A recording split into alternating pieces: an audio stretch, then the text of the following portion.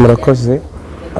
Mind education ni ubushobozi bwo kureba kure hashoboka cyangwa ni ubushobozi bukuremamo imbaraga zo kureba icyo abandi batabona muri wowe. Icyo nshatse kuvuga ni iki? Twatangiye tureba uko abantu bakunda kwirefera kuri weaknesses zabo, none uyu munsi twize neza ko umuntu agomba gukora cyane agahatana, nkubiyemo ya masomo yose uko ari atatu.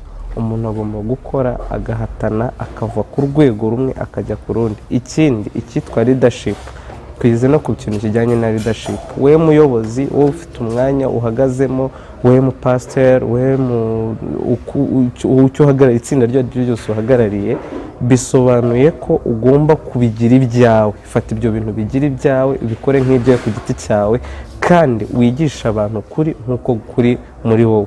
Wica abantu intege, wiraka abantu ibintu bidashoboka, ahubwo abantu ubumvisha ko ibintu bishoboka kandi uzagera kure no ku rundi rwego. Urakoze.